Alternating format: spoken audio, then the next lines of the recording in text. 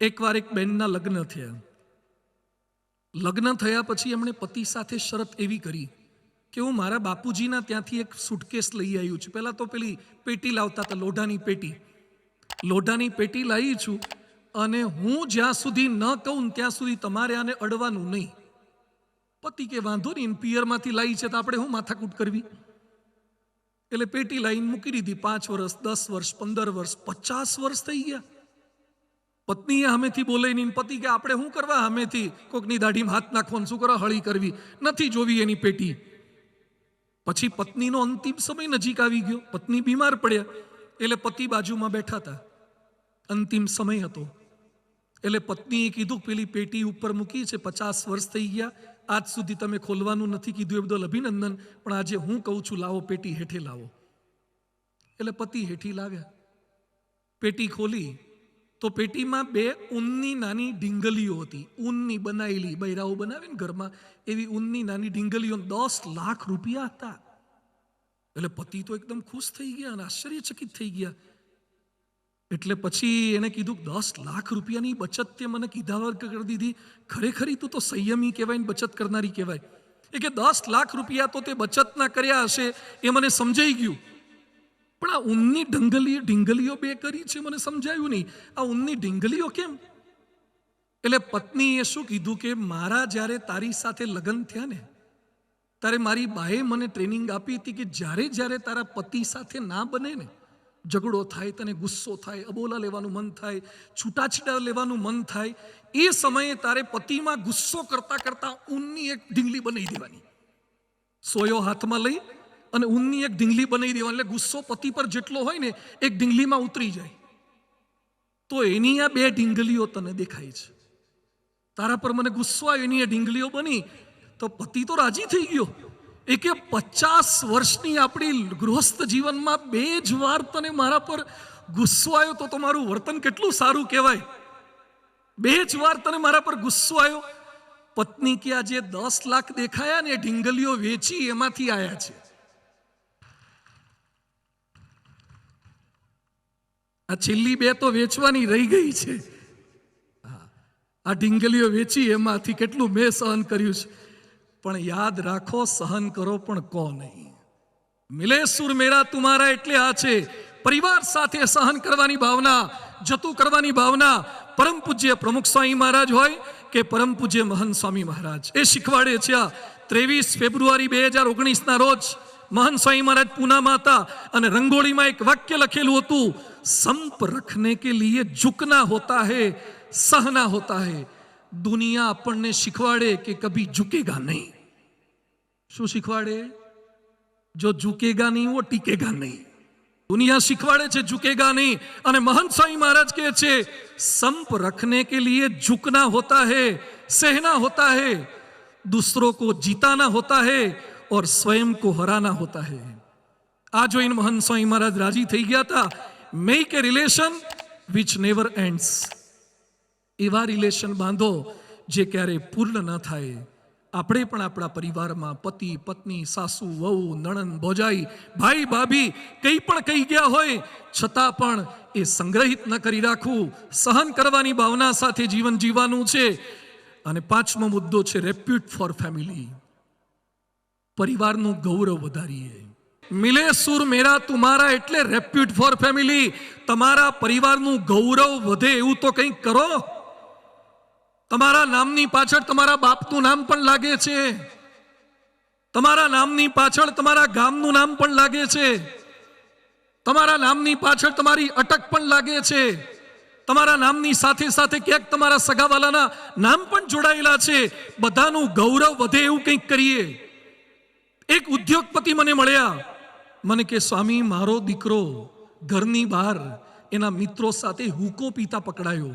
8મા ધોરણમાં ભણે છે અને હુકો પીતા પકડાયો. છોકરાને બોલાયો, પકડ્યો બધાને. હુકો ક્યાંથી લાયા? તો પડોશીના છોકરા એમ બોલ્યા કે કાકા, તમારા છોકરાએ જ હુકો લીધો છે. 35,000નો હુકો. 35,000નો હુકો લીધો. અને નવી પેઢીને કંટ્રોલમાં કરવી ને અતિશય અઘરી છે. નવી પેઢીને. હમણાં એક ભાઈ એના છોકરાને મારી પાસે આવ્યા. મને કે સ્વામી, મારો દીકરો કયું નથી કરતો. શું થયું છે? મને કે બાઇક માગે છે, બાઇક જોઈએ છે ને, તું સગવડ હોય તો લઈ આપો. મને કે ના, હજી તો એ 8માં ભણે છે. હું તો ના લઈ આપતા. 8માં ભણે છે ને બાઇક શાનું લઈ આપવાનું? મને કે જીદ લઈને બેઠો છે કે બાઇક લઈ આપો, નહીં તો હું 4 વ્હીલ નીચે, ટ્રક નીચે ઘૂસી જઈશ ને મરી જઈશ. એકનો એક દીકરો છે ને બાઇક માટે જીદ લઈને બેઠો છે. તો પછી એને લઈ આવજો ત્યારે ફ્રી પડે ત્યારે, સ્કૂલેથી આવે ત્યારે. મને કે સ્કૂલે ક્યાં જાય જ છે? એણે તો પ્રતિજ્ઞા લઈ લીધી છે કે પહેલું બાઇક પછી સ્કૂલે જવામાં નહીં આવે. સ્કૂલ બંધ કરી દીધી છે. તું ઘરે હોય તો પછી લઈ આવે. મને કે બહાર જ બેહાડ્યો છે સેમ્પલને, પહેલા તમને મળવા આવ્યો છું. હવે એને સમજાવો, તમે બહાર નીકળો, એને મોકલો અંદર. એટલે પહેલા મારી પાસે આવ્યો અને પહેલા એટલી હેત પ્રેમથી મેં વાતો કરીને, તમારા જેવા કોક કાજુ કતરી આપી ગયા હતા. તે 2-3 તો મેં મોઢામાં મૂકી, કારણ કે પહેલા દાઢી કરતા પહેલા પલાળવું પડે ને, થોડું કોણું તો કરવું પડે ને, સીધું રેઝર થોડું મરાય. એટલે મેં પહેલા કાજુ કતરી ખવડાવી, બધો પરિચય પૂછ્યો, હાવભાવ કર્યા, સરસ બધી વાત. 20 મિનિટ સુધી દાખલા, દલીલ, લોજિક, સાયન્સ, સ્પિરિચ્યુઆલિટી એની સાથે એટલું સરસ સમજાયું ને.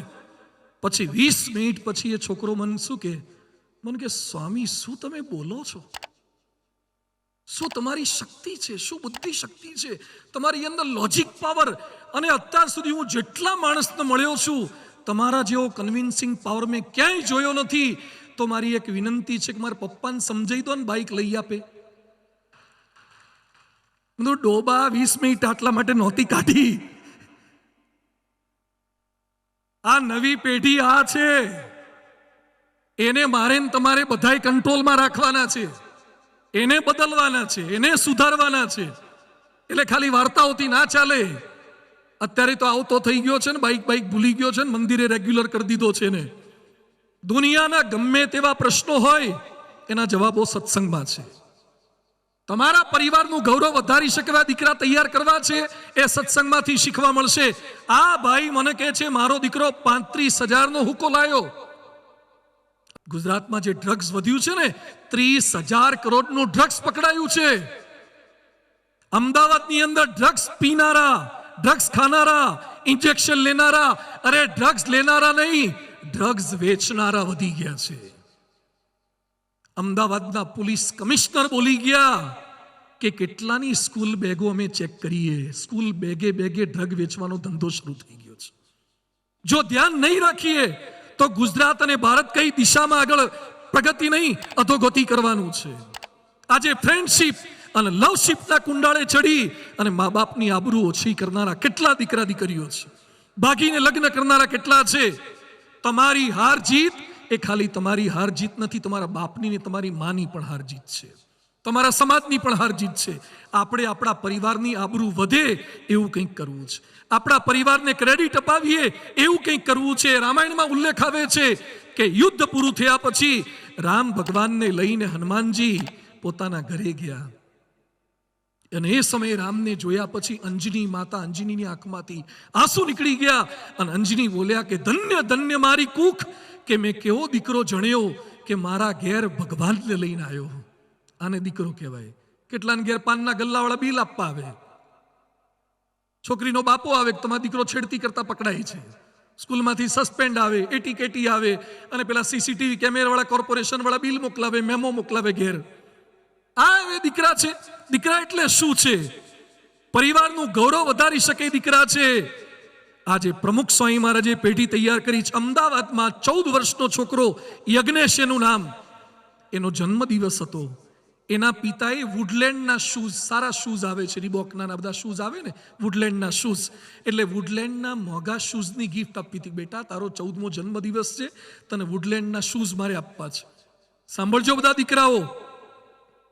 એ દીકરો એના બાપને કહે છે કે પિતાજી મને આપવું હોય તો વુડલેન્ડના શૂઝ નહીં, બીજી ગિફ્ટ જોઈએ છે. શું ગિફ્ટ જોઈએ છે? બોલ બેટા. એ કે જોઈએ છે મારે તમારી સિગારેટ જોઈએ છે, સિગારેટ મને આપી દો. મારા જન્મ દિવસે તમારી સિગારેટનો ત્યાગ કરો, એ ગિફ્ટ મારે જોઈએ છે. એ કે પણ બેટા હું આટલા વર્ષોથી પીવું છું, મારાથી નહીં રહેવાય. તો મારે વુડલેન્ડના શૂઝ નથી જોઈતા, મને મારા ગુરુ પ્રમુખ સ્વામીએ શીખવાડ્યું છે કે ચારિત્રવાન બનો અને ચારિત્રવાન સમાજ તૈયાર કરો. હું ગામ આખાને વ્યસન છોડાવવા માટે જઉં છું અને મારા બાપ વ્યસની હોય એ હું કઈ રીતે સહન કરી શકું? મારે ચાલવા માટેના સારા બૂટ નથી જોઈતા, પણ મારા બાપ સારા રસ્તે ચાલે ને એવી સુટેવ મારે આપવી છે.